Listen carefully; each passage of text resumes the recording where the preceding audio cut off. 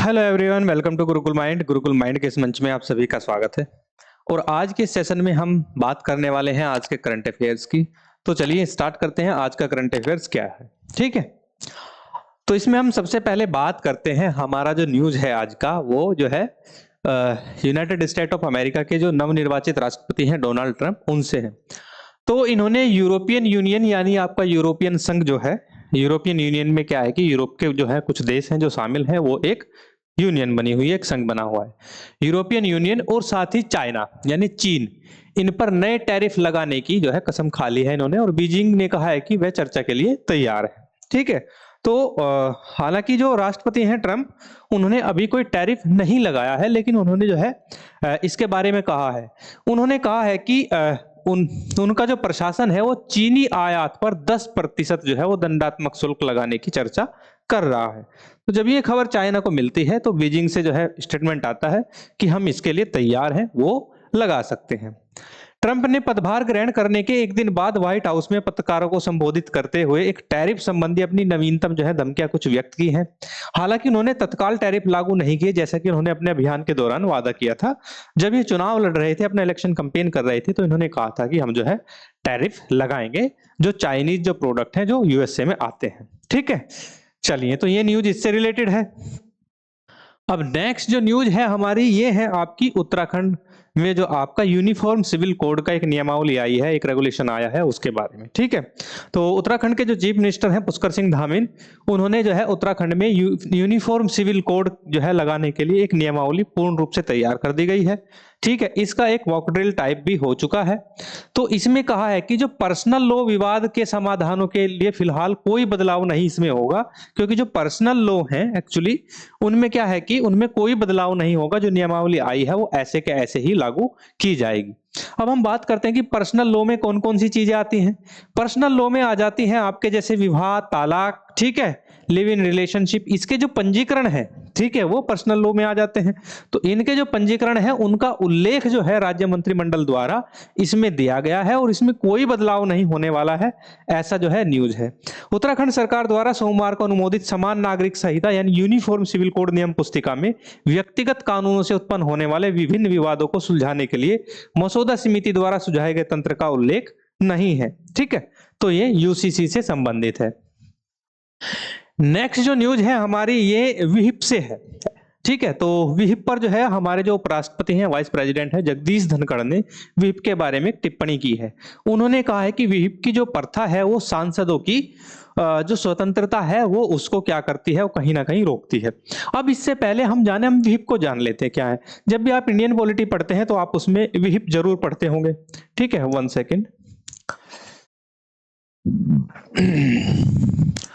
तो जो विहिप है आपका, एक्चुअली विहिप को हिंदी में सचेतक कहा जाता है। ठीक है, जब भी आपका पार्लियामेंट हो या आपका स्टेट की असेंबली हो, दोनों में ही जो है अपना अपना विहिप होता है। ठीक है, तो असेंबलीज में भी जो है आपका विहिप होता है। तो इसमें है क्या, विहिप का काम क्या होता है? विहिप का काम होता है कि पार्टी को जो पार्टी की तरफ से विहिप होता है, वो सभी जो है जितने भी पार्टी मेंबर्स होते हैं, सॉरी पार्टी के जितने भी आपके जो है जनप्रतिनिधि होते हैं, उनको आदेश देता है कि आपको कल मतदान करना है और हम जो है मतदान जो है पक्ष में करेंगे या विपक्ष में करेंगे, क्योंकि सरकार है तो पक्ष में ही करेंगे, इसके पक्ष में आपको मतदान करना है। ठीक है, तो विहिप जो है, अगर विहिप की अगर हम बात करें, विहिप की जानकारी के बाद भी अगर जो है कोई भी जनप्रतिनिधि विपक्ष में मतदान करता है तो उस पर फिर पीपल्स रिप्रेजेंटेटिव जो एक्ट है आपका, ठीक है, वो लागू हो जाता है। ठीक है, तो ये इसलिए इन्होंने कहा है कि कहीं ना कहीं सांसद क्या करता है, सांसद मजबूरी में जो है वो पक्ष में ही अपना मतदान करता है। तो इससे सांसद की जो स्वतंत्रता है, वो जिन लोगों ने उसको चुनकर भेजा है, ठीक है, तो कहीं ना कहीं जो है उसका जो जनप्रतिनिधि की जो स्वतंत्रता होती है उसका हनन होता है, ऐसा जगदीश धनखड़ ने इसके बारे में कहा है। देखिए, विहिप पर पहले भी बहुत ज्यादा चर्चा पहले भी हो चुकी है, लेकिन इस पर जो है जो आपके वर्तमान उपराष्ट्रपति हैं, इन्होंने भी अपना बयान दिया है। ठीक है, धनखड़ ने बुधवार को कहा कि विधायकों या सांसदों, दोनों को ही ले लेते हैं हम, ठीक है, सांसदों को व्हिप जारी करने की पार्टियों की जरूरत पर सवाल उठाते कहा कि इससे प्रतिनिधियों की स्वतंत्रता बाधित होती है और वे दासता का शिकार हो जाते हैं। तो कहीं ना कहीं जो आपका जनप्रतिनिधि है वो पार्टी की दासता का शिकार हो जाता है। पार्टी अपने सदस्यों को महत्वपूर्ण विधेयकों पर उपस्थित रहने या एक निश्चित तरीके से मतदान करने के लिए व्हिप जारी करती है। संसद के पिछले सत्र में भाजपा ने अपने सदस्यों को एक साथ चुनाव कराने के विधेयक पेश किए जाने के दौरान उपस्थित रहने के लिए व्हिप जारी किया था। तो भाजपा क्या है कि भारतीय जनता पार्टी जिसकी सरकार है करंट में, तो उन्होंने कहा था कि जो आपका वन इलेक्शन वाला जो विधेयक है, ठीक है, वो इस पर जो है मतदान जारी करने के लिए व्हिप जारी किया था। तो व्हिप कहीं ना कहीं जो है वो सांसदों की स्वतंत्रता को बाधित करता है। ठीक है, चलिए नेक्स्ट चलते हैं।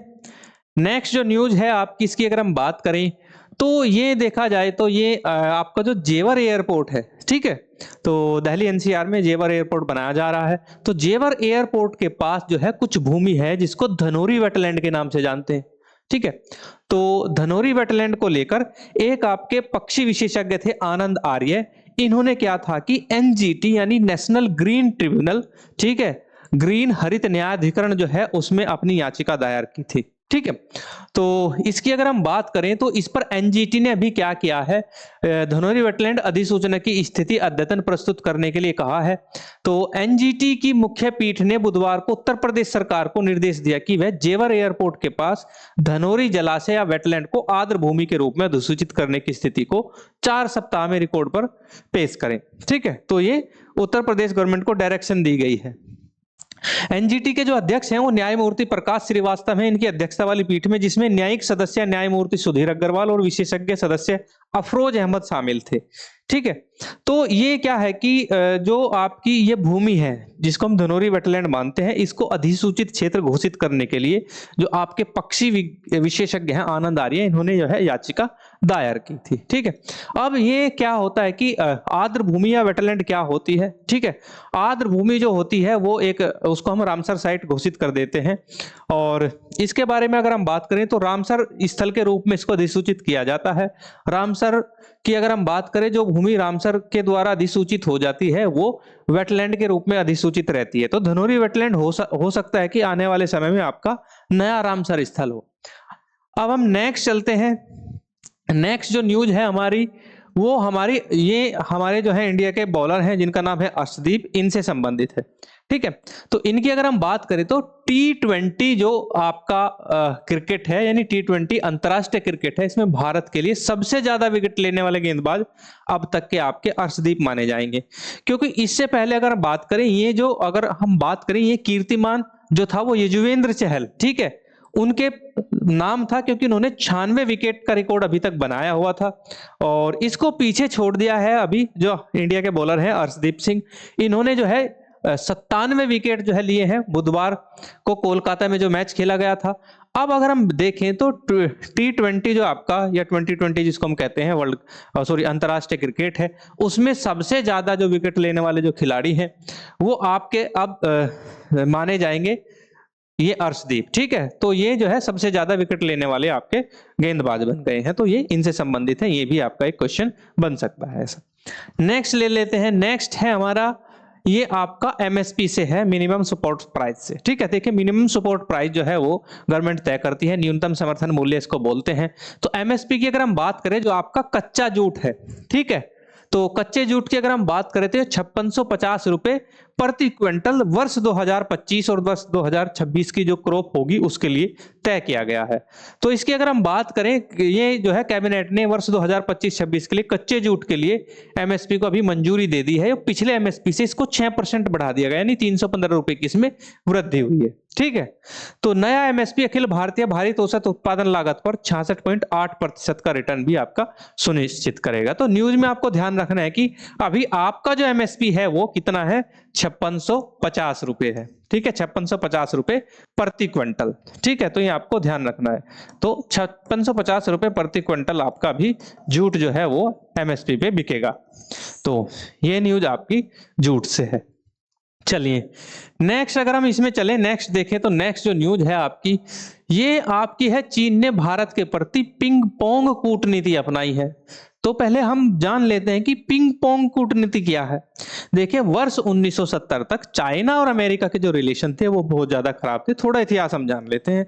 तो 1970 के दशक में जो है चाइना ने जो है एक कूटनीति अपनाई जिसको पिंग पोंग कूटनीति कहा जाता है यूएसए के साथ में।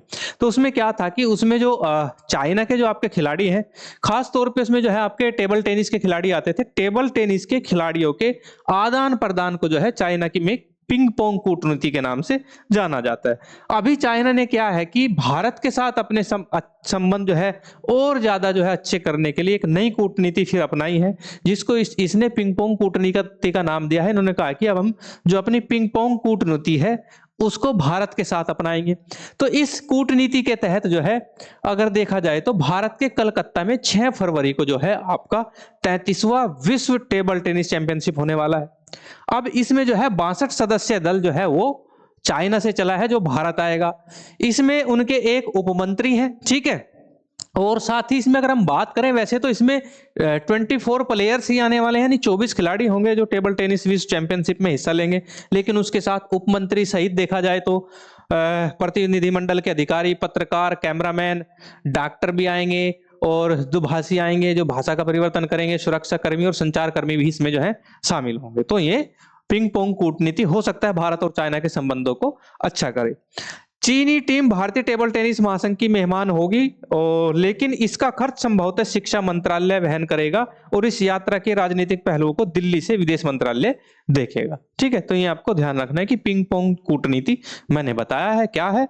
अमेरिका से जब 1970 में इन्होंने अब इस नीति को चलाया था तब इसको पिंग पोंग कूटनीति नाम दिया गया था। तो ये न्यूज इससे संबंधित है। नेक्स्ट न्यूज ले लेते हैं कि केंद्र की रिपोर्ट कहती है कि राष्ट्रीय स्वास्थ्य मिशन ने कई सार्वजनिक स्वास्थ्य चिंताओं पर अंकुश लगाया है। तो राष्ट्रीय स्वास्थ्य मिशन, जिसको हम एनएचएम कहते हैं, तो एनएचएम के तहत बहुत सारी सुविधाएं जो है वो सरकार की तरफ से दी जाती है। इस पर केंद्र सरकार ने जो है अपनी एक रिपोर्ट जारी की है। उन्होंने कहा है कि जो एनएचएम है इससे हमने मातृ मृत्यु दर में जो है कमी लेकर आए हैं, ठीक है। तपेदिक यानी ट्यूबरकुलोसिस जिसको हम कहते हैं, और सिकल सेल एनीमिया की घटनाओं में बहुत ज्यादा हद तक हमने कमी ला दी है एनएचएम के द्वारा। तो ये इन्होंने जो है केंद्र सरकार का जो केंद्रीय मंत्रिमंडल है, इन्होंने अपनी मूल्यांकन रिपोर्ट प्रस्तुत की, ठीक है, केंद्रीय मंत्रिमंडल को केंद्र सरकार ने। और इसने स्वास्थ्य आपात स्थितियों के लिए एकीकृत प्रतिक्रिया को बढ़ावा देते क्षेत्र में मानव संसाधनों का विस्तार करने में भी योगदान दिया है। तो इन्होंने कहा है कि लगभग पिछले 3 वर्षों में अगर हम एनएचएम की बात करें तो एनएचएम ने बहुत ज्यादा मात्रा में जो है जो हमारी स्वास्थ्य संबंधी चिंताएं हैं उन पर अंकुश लगाने का प्रयास किया है। एनएचएम के साथ अगर हम बात करें तो मातृ मृत्यु दर की 1990 से अगर हम देखें तो 1990 से 83% की गिरावट आई है। जो वैश्विक गिरावट अगर हम 1990 के बाद की देखें मातृ मृत्यु दर में, वो 45% है। उससे कहीं ज्यादा हमने 83% जो है एनएचएम के थ्रू मातृ मृत्यु दर में हमने कमी लेकर आए हैं, ठीक है। तो ये न्यूज है। अब नेक्स्ट न्यूज लेते हैं आपकी, ये सीबीआई से जो है संबंधित है। तो आरजीकर हत्या का जो मामला काफी दिन से चल रहा है, इस पर बहुत बड़े आंदोलन हुए हैं, तो इसको लेकर जो है ये एक न्यूज है, ठीक है। तो इसमें सीबीआई की जो मांग है वो कह रही है कि आरजीकर हत्या मामले में जो दोषी हैं उनको मौत की सजा सुनाई जाए, ठीक है। तो केंद्रीय एजेंसी ने आजीवन कारावास की सजा बढ़ाने की पश्चिम बंगाल सरकार की याचिका का इस आधार पर विरोध किया है कि राज्य सरकार को निचली अदालत के आदेश के खिलाफ अपील करने का अधिकार नहीं है। परिवार शीर्ष अदालत का दरवाजा खटखटाएगा। तो इसमें जो है देखा जाए जो आपकी पश्चिम बंगाल सरकार है वो उनकी जो सजा है उसको आजीवन कारावास में बदलने की जो है सिफारिश कर रहा है, जिसको सीबीआई जो है इसमें डिमांड कर रहा है कि कहीं ना कहीं जो है इनकी जो ये जो दोषी हैं इनको मौत की सजा सुनाई जाए। केंद्रीय जांच ब्यूरो ने बुधवार को कलकत्ता उच्च न्यायालय में एक अपील दायर की और कोलकाता के आरजीकर मेडिकल कॉलेज एवं अस्पताल में एक डॉक्टर के साथ रेप और हत्या के मामले में दोषी की आजीवन कारावास की सजा को बढ़ाकर मृत्युदंड करने की इन्होंने मांग की है। तो यहाँ सीबीआई मांग कर रही है कि उनको मृत्युदंड दिया जाए।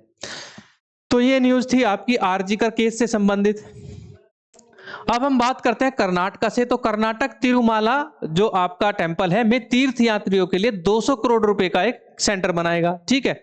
तो आंध्र प्रदेश के तिरुमाला में भगवान वेंकटेश्वर मंदिर में कर्नाटक से आने वाले श्रद्धालुओं की बड़ी संख्या में देखते हुए कर्नाटक सरकार ने 200 करोड़ रुपए का एक जो है अनुमानित बजट तैयार किया है, ठीक है। और इस परियोजना के तहत जो है एक विशाल तीर्थयात्री सुविधा परिसर और एक विवाह हॉल का निर्माण भी इसमें किया जा रहा है। ठीक है, तो ये एक न्यूज है आपकी जिसमें कर्नाटक सरकार जो है वो 200 करोड़ के बजट से जो तीर्थयात्री आपके भगवान वेंकटेश्वर मंदिर में दर्शन करने के लिए श्रद्धालु आते हैं उनके लिए एक परिसर और एक जो है विवाह हॉल का जो है इसमें प्रोजेक्ट, विवाह हॉल का एक प्रोजेक्ट पूरा इसमें तैयार किया जा रहा है। नेक्स्ट न्यूज ले लेते हैं, ये आपकी जो संबंधित है आपकी, ये एक आदिवासी आपके राजा हैं उनसे संबंधित है जो अभी 26 जनवरी में की परेड में आपको दिखेंगे। ठीक है, तो पहली बार केरल का एक आदिवासी राजा दिल्ली में गणतंत्र दिवस परेड में भाग लेगा। तो ये जो आदिवासी समुदाय है इसका नाम है मन्नान समुदाय, जो कि आपका एक ट्राइब कम्युनिटी है। मन्नान समुदाय के प्रमुख और केरल के एकमात्र आदिवासी राजा रमन राज मन्नान। ठीक है, तो इनका देखा जाए तो ये आदिवासी राजा है जिनका नाम है रमन राज मन्नान, और ये अब की बार क्या है कि जो गणतंत्र दिवस की परेड है उसमें भाग लेंगे। दिल्ली में जो गणतंत्र दिवस की परेड आपकी होगी। ठीक है, राजा और उनकी पत्नी अनुसूचित जनजाति विकास विभाग के अतिथि के रूप में इस कार्यक्रम में शामिल होंगे।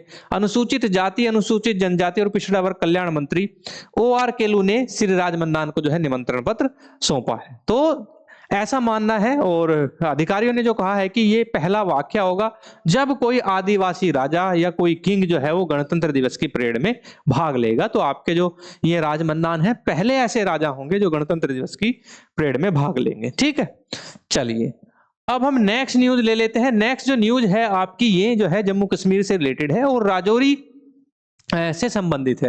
तो यहाँ पे देखा जाए राजौरी में एक बधाल गांव है। ठीक है, तो बधाल गांव की अगर हम बात करें तो इसमें जो है अब तक की देखा जाए तो 17 लोगों की जो है वो मौत हो चुकी है। कोई बीमारी है उससे जो है इनको फीवर होता है और फीवर के बाद जो है इनकी मौत हो जाती है। ठीक है, लेकिन और अभी तक जो है ऐसा कोई वायरस या विषाणु का जो है वो हमारे जो चिकित्सक हैं वो पता नहीं लगा पाए हैं ऐसी क्या इनको बीमारी हो रही है, ऐसी कौन सी जो है डिसीज है जो इनको इफेक्ट कर रही है। ठीक है, तो इसके चलते क्या किया है कि जम्मू कश्मीर में अधिकारियों ने बुधवार को निषिद्ध क्षेत्र घोषित कर दिया और प्रभावित परिवारों के घरों को भी सील कर दिया गया है। ठीक है, तो इसमें देखा जाए जिसमें पिछले 50 दिनों में गांव में बधाल गांव में 17 लोगों की मौत हो चुकी है और कम से कम 31 लोग किसी अज्ञात बीमारी से प्रभावित हुए हैं। ठीक है, तो ये देखा जा रहा है। यहाँ की अगर हम बात करें तो यहाँ के जो बधाल के रहने वाले 25 वर्षीय एजाज अहमद को मंगलवार को रात चंडीगढ़ के PGI में जो है इनको स्थानांतरित कर दिया गया था जब उनकी हालत बिगड़ गई थी। तो ये न्यूज जो है आपकी वो जम्मू कश्मीर से है। इसमें अगर हम देखें तो यहाँ पे बधाल क्या है कि वो एक पहाड़ी गांव है जो राजौरी के मुख्यालय से करीब 55 किलोमीटर और जम्मू शहर से 145 किलोमीटर की दूरी पर है। यहाँ के स्थानीय विधायक हैं जिनका नाम है जावेद इकबाल। जावेद इकबाल ने कहा है कि अब तक जो है चिकित्सकों की तरफ से ऐसा कोई भी हमें नोटिस नहीं मिला है जिससे कि वो बता सके ये कोई जो है विषाणु जनित कोई बीमारी नहीं है। तो ऐसी कोई पुष्टि नहीं हुई है कि ये कोई विषाणु जनित बीमारी है। ठीक है, नेक्स्ट जो है आपका ये सुप्रीम कोर्ट का जो है एक ऑर्डर है। इन्होंने हाल ही में देखा जाए तो जो असम सरकार है, असम गवर्नमेंट में क्या किया है कि जो मटिया ट्रांजिट कैंप है उसमें जो है 270 विदेशी नागरिकों को जो है वो डिटेंशन में डाला गया है, उनको डिटेन किया गया है। तो सुप्रीम कोर्ट ने जो है उनसे जो है वहां के जो सेक्रेटरी हैं, चीफ सेक्रेटरी हैं, उनको तलब किया है कि आपने किस आधार पे जो है इनको डिटेंशन कैंप में डाला है या इनको हिरासत में लिया हुआ है। ठीक है, तो ये एक न्यूज है।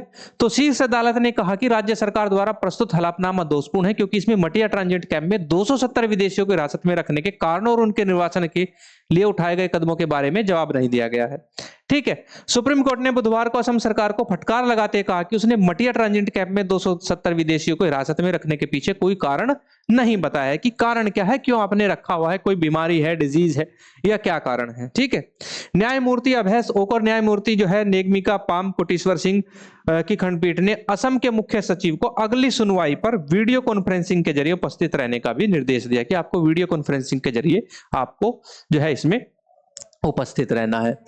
चलिए अब ये जो न्यूज है आपकी, ठीक है, इसकी अगर हम बात करें तो मार्को रूबियो ने जयशंकर से मुलाकात की, अवैध प्रवास पर भारत से बातचीत का आह्वान किया है। अब मार्को रूबियो हैं कौन? ये अमेरिका के नए विदेश मंत्री हैं। देखिए क्या होता है कि भारत से जो है इलीगल इमिग्रेशन जो है पिछले कई वर्षों में देखा जाए काफी हो रहा है, उसको लेकर जो है इन्होंने मुलाकात की है। तो अमेरिकी विदेश मंत्री ने वाशिंगटन में विदेश मंत्री एस जयशंकर से मुलाकात के दौरान कहा कि अमेरिका भारत के साथ अवैध प्रवास के मुद्दे को सुलझाना चाहता है।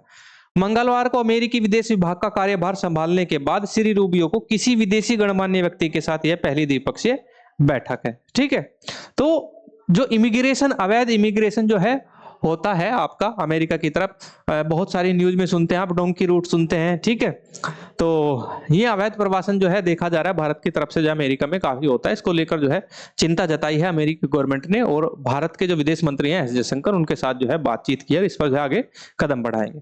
ठीक है, तो सो गाइज आज के लिए इतना ही। हमारा जो चैनल है गुरुकुल माइंड, ठीक है, इसको सभी जो है सब्सक्राइब करें, और सभी से रिक्वेस्ट है कि हमारे चैनल को सब्सक्राइब करके जो है हमें कमेंट में जरूर बताएं हमारी क्लासेज आपको कैसी लगती हैं। ठीक है, आप हमें जो है हमारा जो इंस्टाग्राम चैनल है उस पर भी आप हमें जो है फॉलो कर सकते हैं, टेलीग्राम पे भी फॉलो कर सकते हैं। ठीक है, और अगर आपको हमारी हमारी जो ऑफलाइन क्लासेज हैं आप फिजिकली विजिट करना चाहते हैं, हमारा एड्रेस है ओमिक्रॉन फर्स्ट ग्रेटर नोएडा, इस पर आकर आप हमें विजिट कर सकते हैं। साथ ही अगर आपको हमें व्हाट्सएप कॉन्टैक्ट करना है, हमारा कॉन्टैक्ट नंबर है 8882608880।